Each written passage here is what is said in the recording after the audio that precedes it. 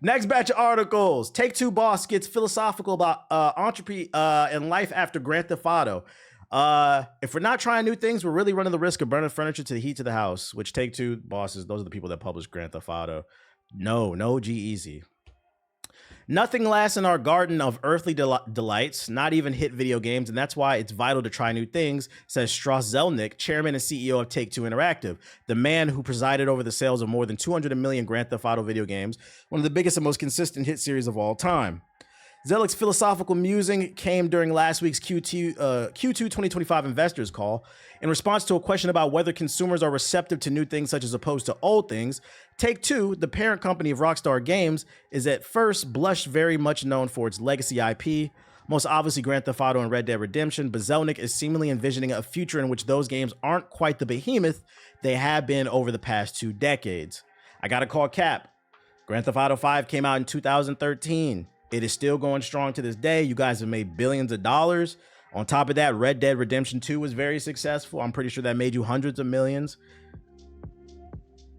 If Grand Theft Auto 6 is anywhere as popular as Grand Theft Auto 5, you people are going to milk the fuck out of it. But we'll keep reading. We know that if we put out a sequel, it's a lower risk proposition than a new intellectual property, but everything degrades. And even though most of our franchise sequels tend to do better than the prior release, and we're really proud of that because that's not the standard for the industry. The truth is there's this thing called decay and entropy. It's a feature of physics in human life and everything that exists on Earth. And so ultimately everything does decay, including hit titles. So if we're not trying new things and making new intellectual properties, we're to say that we're resting on new laurels really understates it. We're really running the risk of burning the furniture to heat the house, and it doesn't end well. It's just very interesting to me that he gives an interview. Well, not an interview, but he says on the investor call they need to focus on innovation and pushing boundaries. But you haven't been doing that. You haven't even been giving your fans what they want, which is Bully 2. You've made Grand Theft Auto, Grand Theft Auto, Grand Theft Auto, Grand Theft Auto Shark Cards, Grand Theft Auto, and a little bit of Red Dead Redemption. So like I don't want to see no just yapping. I want to see you actually back this up. After Grand Theft Auto 6, you guys better drop a new game. Otherwise, this shit is cap. They're just saying this to get in the good graces of the gamers. Because if you don't use any critical thinking, you gotta keep in mind this is a corporation. Corporations lie and they're just trying to take your money. If you don't use any critical thinking, this could be a case where like the CEO is just like, yeah, we need to push boundaries and we really need to give gamers fresh new experiences so it can get in your good graces. And then you get excited about buying Grand Theft Auto because they come across like they're one of the good ones. Yeah, all right. Still a corporation. Zelnick said Take-Two's high ratios are really high for this industry, but also acknowledged that the high risk profile of newer IPs is higher than rolling with known quantities, and Take-Two does get it wrong now and then. But he added, if we had not been willing to create a new intellectual property when we showed up here 18 years ago, when the risk profile of this enterprise was vastly greater than it is today, well, then none of us would be sitting here today and you wouldn't be listening to this call. That's just a fact. He's not wrong. Our capitalist system, who cares? He's just yapping at this point. Pro tip, if you guys are genuine and you guys do want to try out new things, because there was a point where they did used to try new things. I mean, Rockstar made a table tennis game. For Pete's sake, let's see, Rockstar table tennis. Yeah, and this shit was actually pretty good. If you guys are generally trying to make new things, but you're worried about the risk, because I get it, some gamers might not try new shit. Matter of fact, we know y'all don't be trying new shit. Don't give it a Grand Theft Auto budget. Don't give it a Red Dead Redemption budget.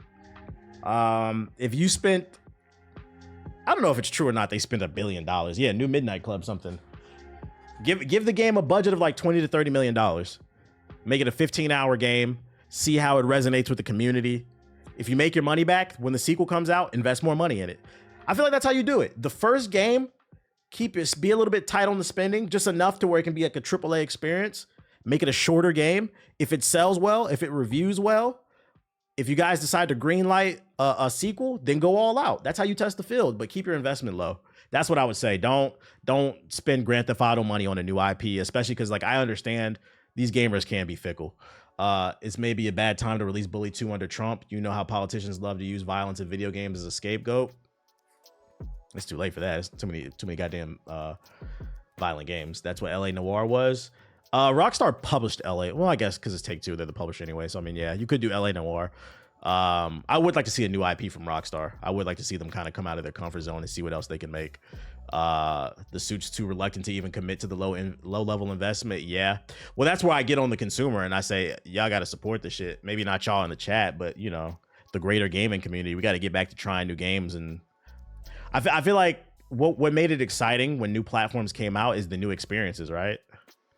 And in the PlayStation, we had Crash Bandicoot, and then going to PS2, we had Jak and Daxter, and you know, you can do that for every generation. The next one, we had Assassin's Creed, and so many new. That's what was exciting about the new platform. So like when a new platform comes out, try new things. But instead, what happened is people bought PS5s to play 2K, and then you're complaining that it's similar to the last one. No shit. Why did you think it was going to be that much different? Like, what are we talking about here? You bought a PS5 to play Call of Duty, which is cool. You can play it. But try something else. Try something else. Mostly casual gamers. Yeah, a lot of hardcore casuals. EA survey suggests Apex Legends might soon be getting a monthly subscription service. EA is rushing to kill this game. The numbers are dwindling on Apex, and they're looking to kill it even faster. A new service sent, I think I meant to say survey. A new survey sent by EA suggested the publisher is considering a monthly subscription service for Apex Legends.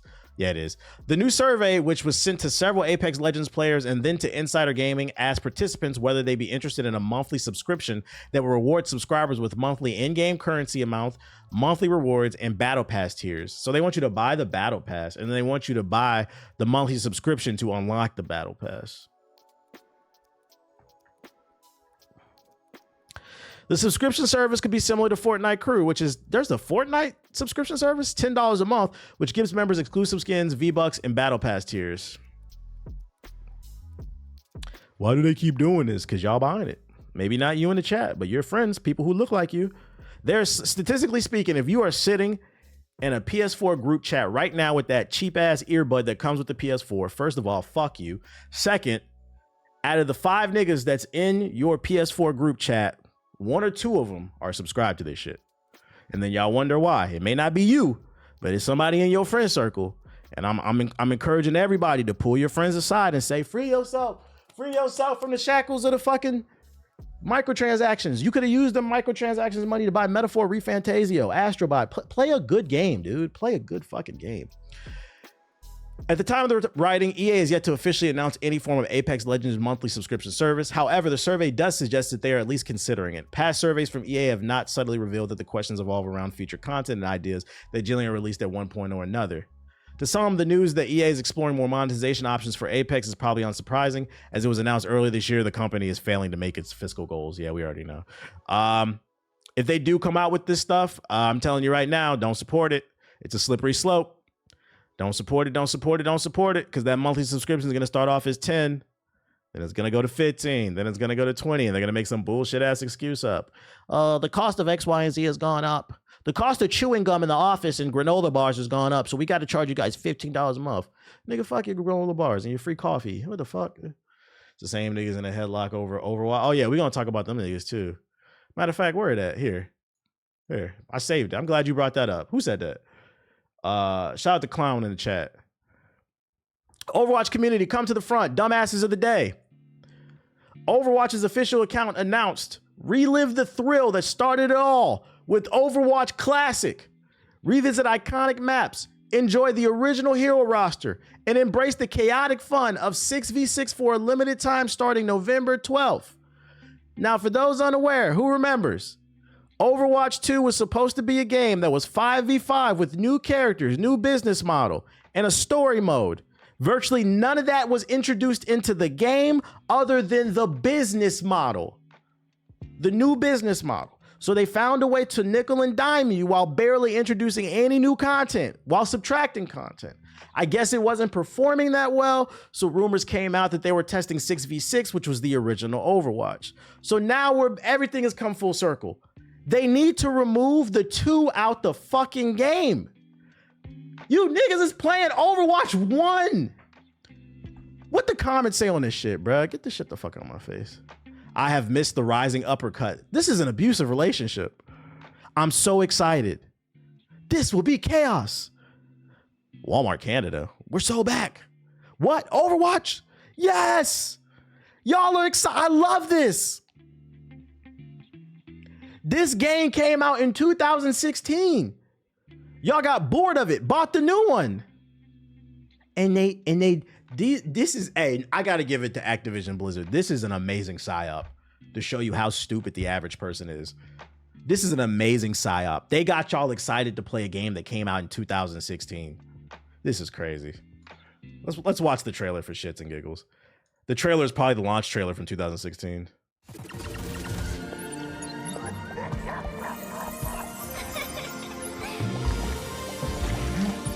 We're back. Game changer. The dream team. Woohoo! It's great to see the gang back together. You should try my meatballs. The Overwatch 2 Classic. This is a CI level psyop.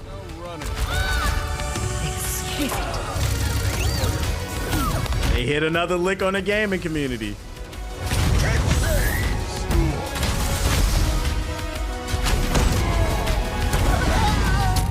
Wait, so they're re-releasing Overwatch 2? No, they're not. Did you not see the title screen?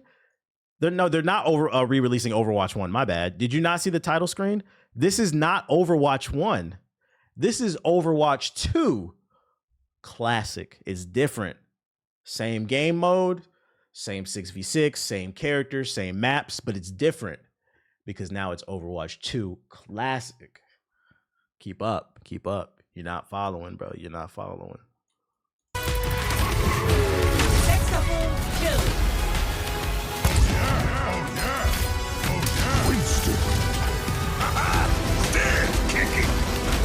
Someone call the ambulance.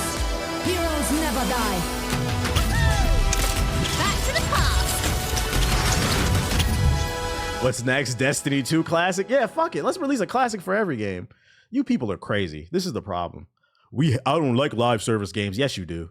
Yes, you do. I'm getting chills. You should know that Netflix wanted to do an Overwatch animated show, but Blizzard sued them and botched it. Doesn't surprise me. I'm getting chills. Like, this is so crazy. This shit is trending too. Overwatch Classic, a nostalgic return to 2016. You people are fucking crazy. I'm not gonna lie. Fuck this. If you're excited about this community, fuck this community. You people are what's the problem with fucking gaming, dude. All these cool games coming out. Y'all want to play the free-to-play version of the game that came out in 2016. You fucking psychos. What else we got? Yakuza's creator says size is being most important coming to an end. He says size doesn't matter, basically. Unrelated, but do you think the meta will acquire Ubisoft? Meta? I haven't heard nothing about that. In an interview with Famitsu, Nagoshi explained that his new studio's debut game will be an action-adventure game, but stressed that he doesn't think game size is important as it used to be. Size doesn't matter. I want to make a game that is fun to play, but isn't too much of a hassle.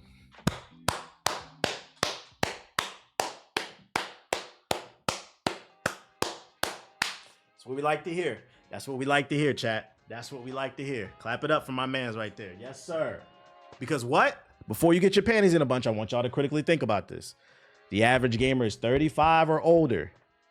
Most of y'all do not have time. Motherfuckers be complaining about games being 1,000 hours, not being 1,000 hours. If it's 1,000 hours, it's probably not fun, unless it's Elden Ring. But what's wrong with a good 15 to 30 hour concise game? If it's really good, replay it again. Play it on hard. Go for all the trophies. Why? Why do I say that? Because you'll get a better experience that'll be much more concise, but you'll also, more importantly, be able to finish it. Because although the game may be only, say, 20 hours, if you are an upstanding citizen that's contributing to society and paying their taxes, unlike you broke-ass, bitch-ass PS4 niggas who couch surf on a mama's couch, if you are an upstanding citizen, you don't have time to play 5 1,000-hour games a year. That's why Call of Duty is so popular. That's why 2K is so popular. It's something you could just hop on and play. So as long as the game is great, I'm trying to change our perspective. Longer does not mean better, okay? Plus, they say the big ones hurt, so let me stop. Which, by the way, she says that to you. Facts, a lot of games too long for no fucking reason. Even though there aren't many completely original games now, if you include overseas games that are so many titles out there, it's impossible to play them all. Looking at the situation, I think the number of console games in the lives of ordinary game fans may be a little excessive. There's still many titles being released, but I feel the era of games where the volume is selling point is coming to an end. There isn't as much value. Matter of fact, I'll give you an example. You know what a game would have been better, in my opinion, that came out this year that would, if it was shorter? Dragon's Dogma 2. The first half of Dragon's Dogma 2 was fire, and the second half, it just fell apart. Like, they didn't know what to do with the game. And that's because that game on average takes people like 50 to 60 hours. If they would have cut that shit down to 20 hours, I guarantee you it would have been a better game. I guarantee you. It got really repetitive in the second half because you kept running into the same enemy types. And then on top of that, you couldn't fast travel. I'm telling you, less is more is a phrase because it's actually true. Final Fantasy Rebirth 2. Yep. Black Myth Wukong. I thought that game was too long. Freaking, what was it, chapter 5 or 6, the final one where you got the flying Nimbus? That chapter was awful. There was nothing in that big ass open world. The snow area, they should have cut a lot of fat out of that shit. Nagoshi founded a new studio 3 years ago, but is yet to announce his debut game. But after sharing his views on larger games, he told Famitsu that he was currently in process of trying to make the world map smaller in his current project. We should be entering mass production phase for the assets soon, so it's about time to decide on the final volume estimate. But I'm still thinking about whether it's really good enough, he explained. Of course, we have the map, but the current version is so large that it's almost too large. This time, while researching existing games, we started by making a fairly large map with roads and highways. Now we are gradually shrinking down and exploring the best balance of the game. Shout out to them. That's what we like to hear. All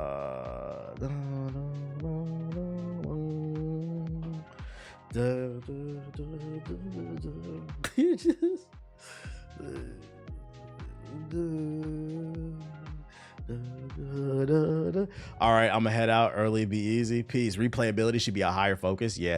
What's up with that, dude? Like, do people not replay games that they love? If you genuinely love a game, you should want to replay it. Like, what makes Elden Ring great is you can run so many different builds and have a completely different audience experience. Which, speaking of that, From Software's parent company confirms 20 upcoming console games are in the works. From Software's parent company, Kodawala Corporation, recently confirmed they have 26 games actively in development, their publisher.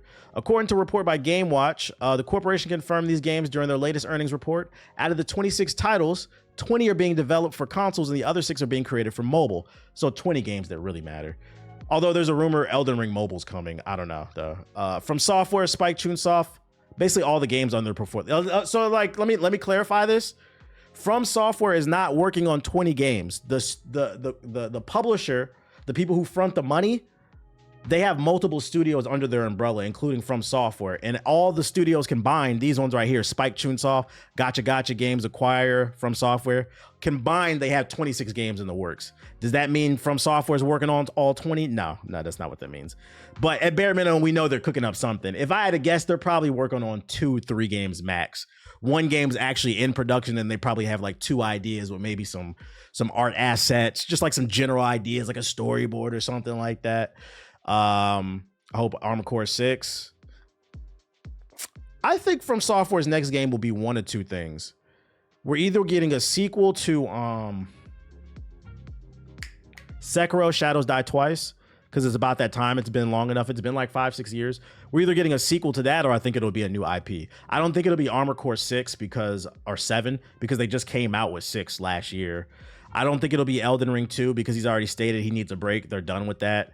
They don't own the IP for Bloodborne. Bloodborne niggas. You know what's crazy about Bloodborne niggas? You guys are top 5 most annoying community in gaming. For people who claim they love that game so much, it's very fascinating that I, a person who's never played Bloodborne, knows the reason there's no Bloodborne sequel or remaster is because Sony owns the IP and not From Software. So we're most likely, I'm going to give it a 1% chance, but I'm about 99% sure there's not going to be a Bloodborne 2 because From Software does not own the IP.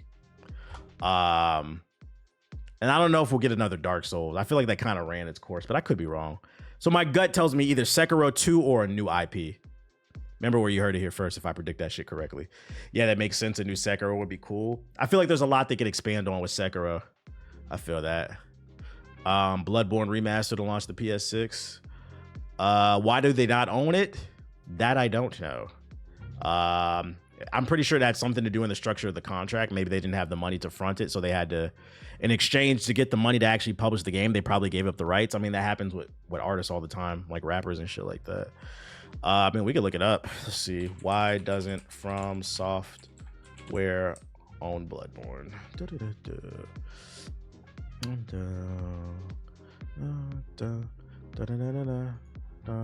After hearing everyone talk about Bloodborne, that's also why we haven't gotten it on PC. I don't think we're gonna find it. Bloodborne is owned by Sony. The reason why From is not doing anything with it is because they don't own it. I don't know. Does anybody have a concrete reason? Japan Studios was the original developer. Gotcha. Okay. So it wasn't even the same studio at the time. Dark Souls 4 would feed families. I just don't see it for some reason. I wouldn't complain, but I just don't see them doing Dark Souls again.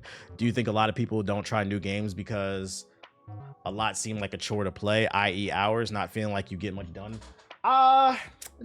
I think it's because people are people like to stick with what's comfortable, right? Like here, I'll give you an example. The recent election. I'm not saying all, but some people will vote for Trump because it's even though it's going to be most likely a crazy experience, it's a crazy they're familiar with. They're not familiar with Kamala's crazy, if that makes sense. Some people really vote like that. It's kind of the same thing. People would rather play on a smaller scale. People would rather play Call of Duty than try something else, especially because shit costs $70. And then you know what I've learned too as I've gotten older, why some people don't try new games. You don't know how people got into games. You don't know what their experience is. But for me, talking to more people and playing games with different types of people, some people are just like intimidated by certain games and they need their handheld by, like, I'll use my girl as like an example. My girl was nothing but a Call of Duty head. She played nothing but Call of Duty when she first met me. And then I tricked her into playing Elden Ring. She wanted Aki, my dog. She said he deserves more treats, but I don't give him more than 2 treats a day because I don't want no fat ass dog. And I was like, he's not getting no treats. He's such a good. I was like, I don't give a fuck. He's not getting any more treats. That's just kind of how I was. And I said, you know what? I'll cut you a deal. She was like, what? I said, we'll bump it up to 3 treats a day if you can beat Margaret in Elden Ring, the first major boss. She was like, fine. Beats Margaret, ends up loving the game and ends up beating it. Now she's playing like Apex, and then she also played Apex. I think she's playing Lies of P, Sekiro. Like, she's played like a lot of different games, and like some of it too, even like 2K I've helped her with. Some of it is me helping her and like teaching her mechanics and shit like that. So like some people need maybe like a helping hand, like some training wheels, and then once they take them off the training wheels, they'll feel more comfortable. But I think some people are intimidated by certain types of games, because like I think if you play a lot of different games, you get good at them, you don't understand how complex some of these games are until you see somebody who's not a hardcore gamer try to play them, and then it makes you register in your brain like, damn, I'm so conditioned, I didn't even realize like these are pretty complex controls and ideas and shit like that. But once the Mass Effect playthrough, I don't think she'll like Mass Effect. I've been trying to talk her into it, but I don't think she'll like it. I try to recommend. Here's another thing too. I recommend games to my girl based off what I see she likes.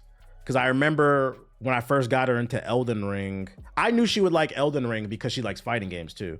I was surprised she got really into Street Fighter 6. She never played Street Fighter before Street Fighter 6. She really liked that. So I was like, I think you'll like Elden Ring.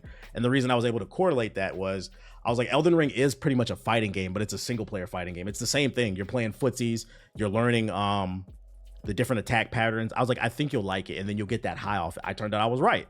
So like, I'll recommend things to people based off, you got to ask people what they like. Like I remember asking her, I was like, what are your favorite games of all time? She said Call of Duty and Kingdom Hearts. And I was like, what the fuck? Kingdom Hearts? And she was like, yeah. I was like, that surprises me. I hate that fucking game. But I was like, Kingdom Hearts is a hardcore game. So I was like, I don't think you're as casual as you think you are. I think you need somebody to help you pick out different types of games. So like the point I'm trying to make is, if you have friends that you want to get them into different type of games, you should ask them, what do they like to play? And then try to correlate that towards how you hate Kingdom Hearts. The camera sucks. The dialogue sucks. The story is confusing. Characters are whack. I stand on it. I think a lot of y'all like Kingdom Hearts because, where are we going to end up, in the Toy Story, or we're going to end up in the Elephant Graveyard? You niggas just like the Disney shit, but like the game's not that great. I stand on that shit. If you like it, more power to you. I don't.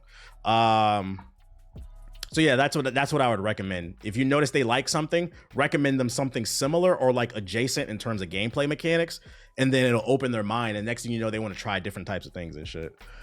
But I've tried. The motherfuckers just love 2K. Hey, but listen, some people just gonna be a 2K nigga till they die. They gonna be a 2K nigga till they die. It is what it is, man. It is what it is. What else I got for you? Oh, this is interesting, nerdy shit. Nvidia is making a new PC CPU to take on Intel and AMD, Apple says. And Apple, my bad, says a report. Right now in PC gaming, the two dominant players is AMD and Intel. Although I'd argue like Intel's kind of slid, but there might be a third player, which if their product is good, this is good because that means there's more competition and that'll do what? Drive the prices down on Ryzen CPUs and Intel CPUs. You said that's not good? I think it is good.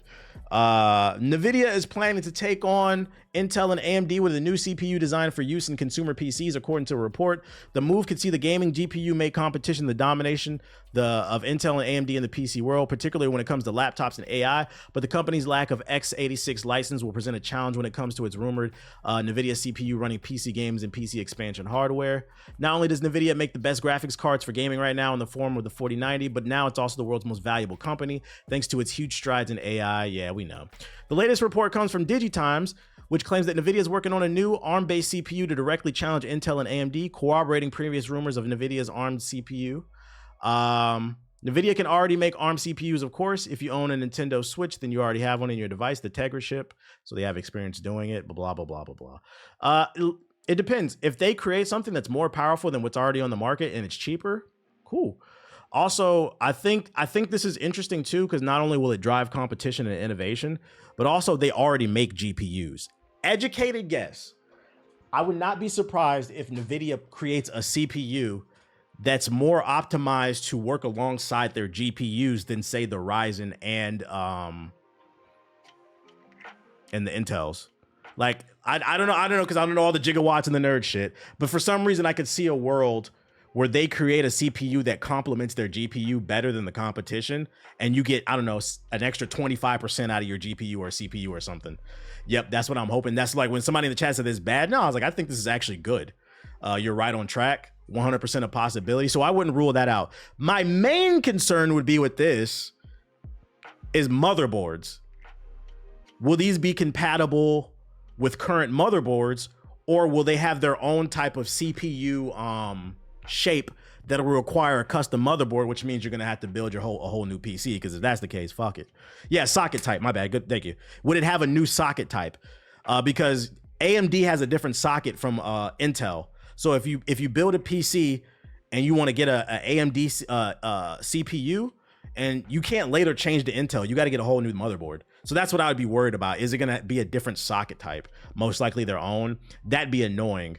If that's the case, then I would say you got to take a step back and see what the reviews are looking like, the performance, how long they last. But at bare minimum, it's more competition. I'm not going to complain. This is interesting. I think it's interesting. What would be the ideal price? Ryzen 9, I think I paid $300 or something for mine. I don't know how much is, let's see how much they cost. Ryzen 9 series. Which one do I have? I want to say I actually have this one right here. I have the second most powerful one. Oh, y'all niggas got to come up with better names, dude. Let's say it's like 250, 300, right? It's got to be in that range. If they could undercut the competition and give you more power, that'd be great. Whatever you think and add 40%. You said Nvidia gonna have that crazy of a jump? Price depends on the performance. Yeah, I'll tell you this much. If they do come out with their own CPUs, I wouldn't be an early adopter. Like, let the reviewers, let the MKBHD types, let them test this shit out. Don't go out there and just buy it, like, because PCs are expensive. I would say wait for like the second, third generation of these CPUs to try it out. Damn, you really ditched Intel and never went back. Yeah, I'm not gonna lie. The Ryzen. So the reason why I fuck with Ryzen, niggas love to make fun of it, but my last PC had a Ryzen 7 in it. I built that 6 years ago. Never had a problem. And that bitch was still chugging up until like 2 weeks ago. It's right there. It still works. I just decided to upgrade and I wanted to build a whole new PC.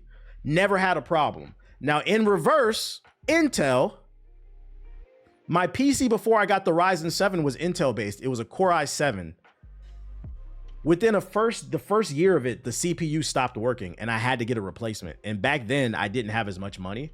So like I was scrambling to replace it because now like I had to, that wasn't as, like if my PC breaks down, if if my PC breaks down now, like I'm fine. Like ideally, I don't want it to break down, but I can go. I'm financially more stable now. But back then, I was younger, and like, so I understand, and that's why I always, when I give reviews, I always try to keep in mind the price, because I always understand what it means to be struggling. Right now, if you want to build a PC, I can't stress enough, I'd recommend the Ryzen series over Intel. I heard the i9s are even worse in terms of like, they'll just die on you. But like that Ryzen 7 was a motherfucking gangster. That shit held me down. My first i5, and then I moved. So it's about the quality, the build quality. They just work better. All my friends got them AMDs. Yeah, now when it comes to GPUs, I don't fuck with AMD. That shit is the Android of GPUs. I mean, don't get me wrong.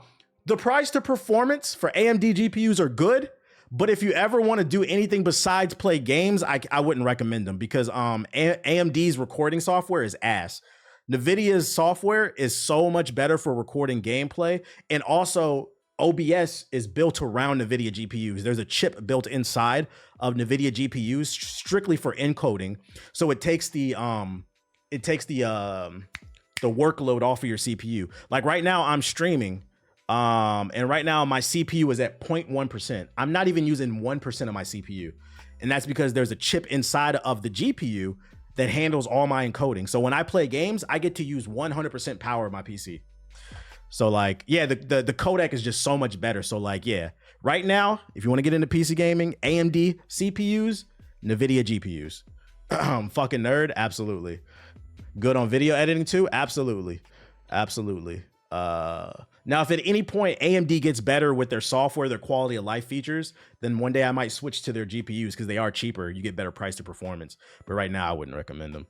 But if you're still buying Intel in 2024, then you're a fanboy. And that's why I said this shit is actually good. Nerd shit though. Oh, more nerd shit. There's a Madden documentary coming to Amazon Prime. Anybody want? I wonder if they're ever gonna cover the part of the Madden's history where it committed a crime against humanity when they bought the exclusivity license from NFL and they never gave it up. So the quality of football games have been trash ever since. I want to stay on top. So our plan, instead of making a better game, is just kill all competition. Good question. Do you ever see a world? Because remember last year they just dropped FIFA's name because the licensing fee was too much, and they changed FIFA to FC Soccer. I think that's what it's called. Could y'all see a world where they drop Madden and they just call it EA Football or EA Pro Football 2026? And do you think it would be successful? Do y'all feel like the Madden name is like key to its success? They're dedicated to the best version of the game, Madden 04 with Mike Vick on the cover. Otherwise, we riot. I might check it out. November 26th. Yeah, that's coming to Prime Video if y'all want to check it out. New documentary, nothing too crazy. They don't give a fuck about Magic. Yeah, nowadays they don't. And then last but not least, Warner Bros. Freaking Multiverses was such a failure. They're burning through cash. I think they said they lost $300 million in the last year from all their games failing besides Harry Potter. And all their movies, they're failing too. It's so bad that they are currently selling the Batmobile from Christopher Nolan's Dark Knight series for $3 million. And apparently it works. So if anybody in the chat ever wanted to drive a Batmobile, they are currently auctioning off all assets at Warner Bros. Yo, this is equivalent to a nigga going to GameStop to sell a PS5. They hood bankrupt, bro. Yeah, broke nigga alert. What streamer's gonna drive it first? You know what's funny? I can see Kai buying this shit. I'm pretty sure he got 3 mil. Not to be pocket watching, but he looks like he's doing good. I can see a world where Kai bought one of these, because I think they said they have 10 of them. They have 10 fully functional, but not street legal. I can see a world where Kai or, oh yeah, Mr. Beast. I can see them fucking doing donuts in a video and shit like that. Cause you know that's what YouTube is all nowadays. It's all about flexing. I can't keep up with them niggas, bro. I think Phantom did. Niggas gonna be outside fighting crime and shit like that. So yeah, if you want it, go to the WB auction, see if you can cop it, and you can become Batman.